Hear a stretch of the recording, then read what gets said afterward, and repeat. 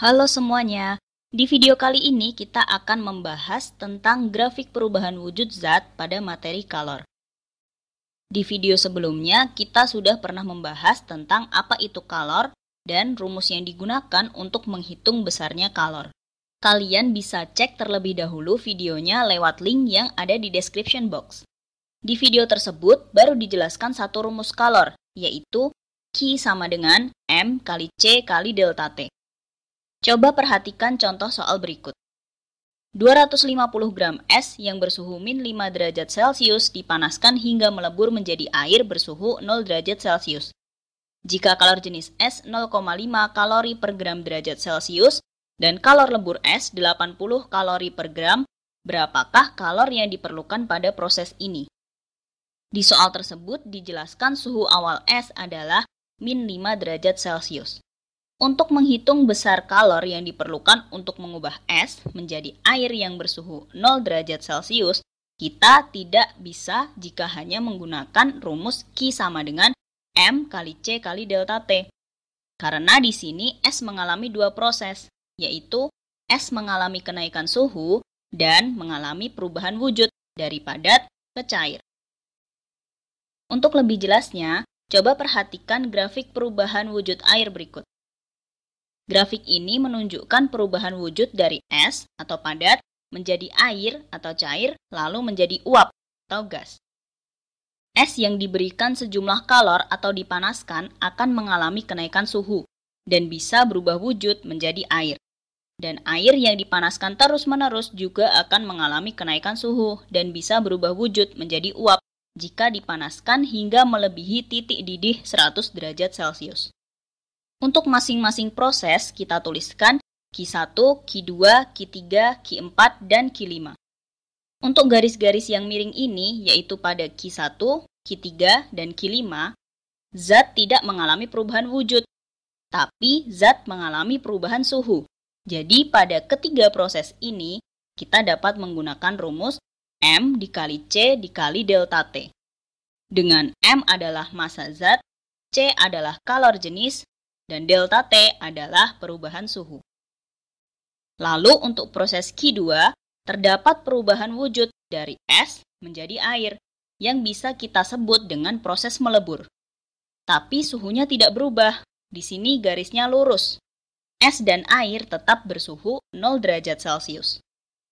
Pada proses Q2 ini kita gunakan rumus M dikali L, dengan L adalah kalor lebur atau kalor laten zat. Untuk proses Q4, terdapat perubahan wujud dari air menjadi uap, atau kita sebut proses menguap.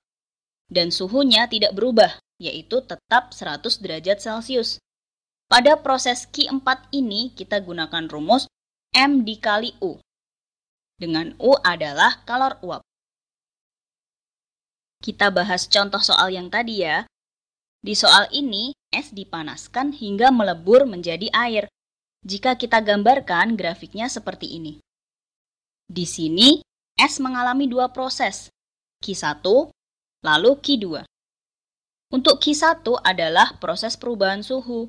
Kita gunakan rumus M dikali C dikali delta T. Karena wujudnya es, maka massa yang digunakan adalah massa es. Dan kalor jenisnya juga kalor jenis es. Untuk Q2 adalah proses meleburnya es menjadi air. Kita gunakan rumus M dikali L. Kita hitung satu persatu.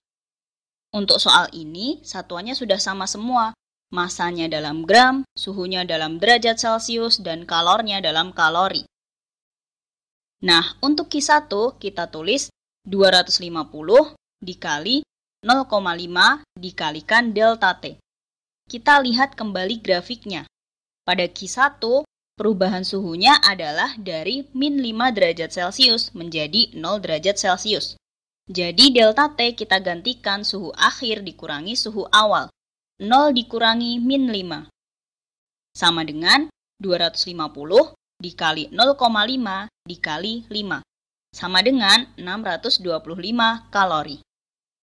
Lalu untuk Q2 kita tuliskan 250 dikali kalor lebur es yaitu 80, sama dengan 20.000 kalori. Lalu kita hitung total kalornya. Q1 ditambah Q2 sama dengan 625 ditambah 20.000 sama dengan 20.625 kalori. Jadi kalor yang dibutuhkan untuk mengubah es bersuhu min 5 derajat Celcius menjadi air bersuhu 0 derajat Celcius adalah 20.625 kalori. Sekarang kita coba contoh soal berikutnya. Es bermasa 200 gram bersuhu min 5 derajat Celcius dipanasi hingga melebur menjadi air bersuhu 100 derajat Celcius. Jika kalor jenis es 0,5 kalori per gram derajat Celcius, kalor jenis air adalah 1 kalori per gram derajat Celcius, dan kalor lebur es adalah 80 kalori per gram. Tentukan jumlah kalor yang diperlukan untuk proses tersebut. Di soal ini, es akan dipanaskan hingga melebur menjadi air bersuhu 100 derajat Celcius. Kita gambarkan ke dalam grafik. Mula-mula, es bersuhu min 5 derajat Celcius dipanaskan hingga suhu 0 derajat Celcius. Kita tulis proses Q1. Lalu, es akan melebur menjadi air bersuhu 0 derajat Celcius. Kita tulis proses Q2. Lalu dipanaskan lagi hingga bersuhu 100 derajat Celcius, dan wujudnya berupa air. Jadi prosesnya sampai di sini. Kita tulis Q3. Untuk Q1 dan Q3, kalor menyebabkan perubahan suhu. Kita gunakan rumus M dikali C dikali delta T. Untuk proses Q2, es melebur. Kita gunakan rumus M dikali L.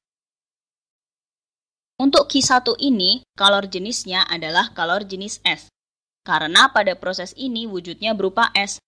Sedangkan untuk Q3 kita gunakan kalor jenis air, karena di proses Q3 wujudnya sudah berupa air. Untuk delta T pada Q1 kita tulis suhu akhir dikurangi suhu awal, jadi 0 dikurangi min 5.